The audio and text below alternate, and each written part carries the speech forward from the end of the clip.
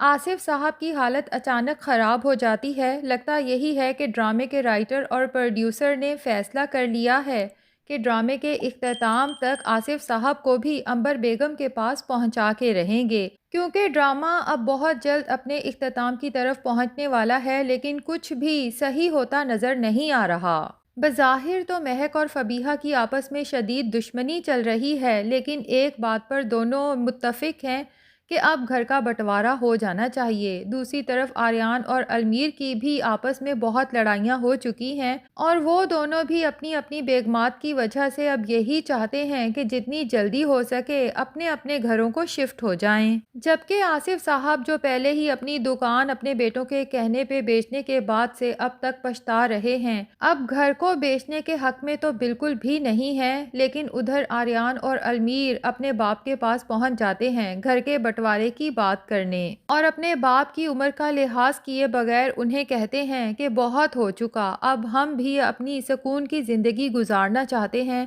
بہتر یہی ہے کہ اپنے فیصلے ہمارے اوپر زبردستی نہ تھوپیں۔ آریان تو اپنے دوست فیصل سے پہلے ہی ڈسکس کر چکا ہے کہ میں اپنی بیگم مہک کے ساتھ کسی فلیٹ میں شفٹ ہونا چاہتا ہوں، اگر تم کسی اچھے علاقے میں ریزنیبل پرائس پہ کوئی اچھے سے فلیٹ کا بندوبست کر دو تو تمہاری بڑی مہربانی ہوگی۔ جبکہ فیصل کو آریان کا یہ فیصلہ اچھا تو نہیں لگتا، وہ اسے سمجھاتا بھی ہے کہ دیکھ لے، اپنے گھر والوں سے جدا ہو کے یہ نہ ہو کہ کل کو تجھے پچھتانا پڑے، لیکن آریان جو مصمم ارادہ کر چکا ہے تو اپنے باپ کو بھی اپنا فیصلہ سنا دیتا ہے کہ میں نے اپنے اور مہک کے لیے تو فلیٹ بھی پسند کر لیا ہے۔ ویسے دیکھا جائے تو آریان جو ریزن بتاتا ہے مہک کے ساتھ الگ شفٹ ہونے کی، وہ کافی ریزنیبل لگتی ہے۔ آریان اور مہک نے جس طرح سے اپنی اولاد کو کھو دیا ہے، آریان یہی چاہتا ہے کہ اگر اللہ دوبارہ کبھی ہم دونوں کو یہ خوشخبری دے تو ہم نہیں چاہتے کہ ایک بار پھر گھر والوں کی سازشوں کا شکار ہو کے ہمیں اس خوشی کو کھونا پڑے۔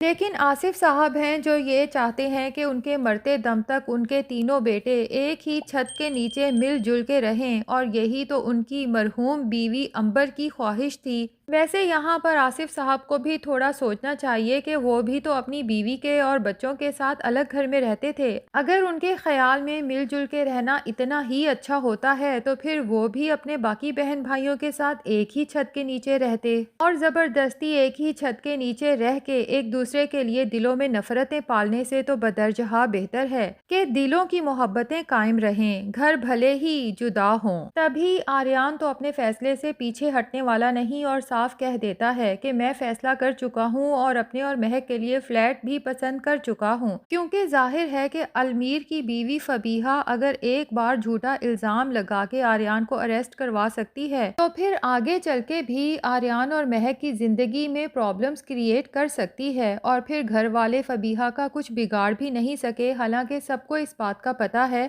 کہ اصل قصوروار تو فبیہہ تھی، لیکن سزا بھی اسے ملی جس کے ساتھ برا ہوا تھا۔ دوسری طرف المیر بھی جانتا ہے کہ فبیہہ نے اگر ضد لگا لی ہے کہ وہ میرے ساتھ تبھی رشتہ قائم رکھے گی اگر میں اسے الگ گھر لے کے دیتا ہوں، ورنہ فبیہہ کی ضد تو ایسی ہے کہ جو ٹھان لیتی ہے کر کے رہتی ہے۔ المیر جو ظاہر ہے کہ فبیہہ سے بھی محبت کرتا ہے اور فبیہہ سے بھی زیادہ اپنے بیٹے ارحم سے بے تحاشا محبت کرتا ہے، تو وہ ان سے جدا ہو کے رہنے کا سوچ بھی نہیں سکتا۔ ایک شاہویر ہے جو اس گھر کا بٹوارا نہیں چاہتا، اور شاہویر کی بیوی ایمان بھی سب گھر والوں کو جوڑ کے رکھنا چاہتی ہے، لیکن تینوں بھائیوں میں یہ بحث اس حد تک بڑھتی ہے کہ آصف صاحب سے یہ سب برداشت نہیں ہوتا اور وہ وہیں بے ہوش ہو کے گر جاتے ہیں۔ شاہویر تو پریشان ہو کے اپنے باپ کی طرف بڑھتا ہے اور اپنے دونوں بھائیوں سے کہتا ہے کہ یہ سب تم دونوں کی وجہ سے ہوا ہے۔ اب آریان اور المیر جو شاید آپس میں ہاتھا پائی کرنے ہی والے تھے، لیکن اپنے باپ کو یوں بے ہوش ہوتا دیکھ کر وہ دونوں بھی اپنے باپ کی طرف بڑھتے ہیں، اور پھر تینوں بیٹے مل کے آصف صاحب کو ہاسپٹل ایمرجنسی لے کے جاتے ہیں، جہاں جا کے پتہ چلتا ہے کہ آصف صاحب کو ہارٹ اٹیک آیا ہے۔ شاہویر کا تو رو رو کے برا حال ہو جاتا ہے، اپنے دونوں بھائیوں سے کہتا ہے کہ اگر ابو کو کچھ ہو گیا تو یاد رکھنا کہ میں تم دونوں کو کبھی معاف نہیں کروں گا۔ جبکہ ڈاکٹرز بھی آصف صاحب کو انیشیل ٹریٹمنٹ دینے کے بعد سختی سے تلقین کرتے ہیں کہ انہیں کسی بھی قسم کے سٹریس سے دور رکھا جائے۔ اب ادھر گھر پہ تینوں بہویں بھی آصف صاحب کے لیے پریشان ہوتی ہیں اور دل میں یہی خوف ہوتا ہے کہ جس طرح امی ہمیں اچانک چھوڑ کے چلی گئیں، اگر ابو بھی چلے گئے تو ہمارا کیا بنے گا؟ بندہ پوچھے کہ ابھی تک تو وہ خود ابو سے دور جانے کے لیے انہیں گھر کا بٹوارا کرنے کا کہہ رہی تھیں۔ بہرحال فبیہہ بھی خاصی پریشان ہوتی ہے، حالانکہ وہ تو آصف صاحب کے ساتھ کافی بدزبانی بھی کر چکی ہے۔ جبکہ مہک جب فبیہہ کی پریشانی والی باتیں سنتی ہے تو اسے سنا ہی دیتی ہے کہ بس کرو یہ جھوٹ موٹ کے ڈرامے، مجھے صاف نظر آ رہا ہے کہ تم جھوٹی ہمدردیاں جتا رہی ہو، ورنہ تمہیں اس گھر سے یا اس گھر کے کسی بھی فرد سے کوئی سروکار نہیں، ہم جئیں یا مریں۔ تو یہاں پر فبیہہ بھی خاموش نہیں رہتی، مہک کو بھی آئینہ دکھاتے ہوئے کہتی ہے کہ ٹھیک ہے میں اس گھر سے جانا چاہتی ہوں تو تم کون سا اس گھر میں رہنا چاہتی ہو؟ تم بھی تو اپنے شوہر کو مسلسل فورس کر رہی ہو نا گھر الگ کرنے کا، تو اس کا مطلب تم بھی جھوٹ کے ڈرامے کر رہی ہو۔ دونوں میں تکرار بڑھنے لگتی ہے اور ایمان جو پہلے ہی آصف صاحب کی وجہ سے سچ میں بہت پریشان ہے، اس کے دل میں تو عجیب عجیب سے وہم آ رہے ہیں۔ ان دونوں کو یوں بچوں کی طرح جھگڑتے دیکھ کے اس بار تو ایمان کا ضبط بھی جواب دے جاتا ہے، وہ جو ہمیشہ تحمل مزاجی کا مظاہرہ کرتی تھی، اس بار چیخ کے دونوں سے کہتی ہے کہ بس کر جاؤ تم دونوں، ابھی تک ابو بھی ہاسپٹل سے نہیں آئے، پتہ نہیں ان کی کیا حالت ہے، اور تم دونوں یہاں اس طرح سے جھگڑا کر رہی ہو، تھوڑی تو شرم کرو۔ ایمان کو احساس ہو رہا ہے کہ فبیہہ سچ میں کسی کی سکی نہیں، ورنہ جس طرح سے یہ اپنے بیٹے اور بھائی کو چھوڑ کے چلی گئی تھی، صرف ان کی خاطر ایمان نے اپنی جاب کا اتنا نقصان کیا، حالانکہ اس کی پروموشن ہونے والی تھی، لیکن فبیہہ کے بھائی اور بیٹے کے لیے آفس سے چھٹیاں لے کے ان کا مکمل خیال رکھا۔ دوسری طرف مہک نے بھی زین کو ایک ماں کی طرح سنبھالا، لیکن فبیہہ نے واپس آ کے کسی کا شکریہ تو کیا ہی ادا کرنا تھا۔ پہلے ایمان پہ غصہ ہوتی ہے کہ تم نے میرے بھائی کو مہک کے حوالے کیوں کیا، اور پھر مہک سے بھی جھگڑا کرتی ہے کہ تمہاری جرأت کیسے ہوئی میرے بھائی کو ہاتھ لگانے کی، کیا پتا تم بدلے کی آگ میں میرے بھائی کے ساتھ کچھ کر دو۔ حالانکہ مہک دل کی بہت اچھی ہے اور وہ زین کا سچ میں ایک ماں کی طرح خیال رکھ رہی تھی، بلکہ اس کے دل میں تو یہ بات بار بار آ رہی تھی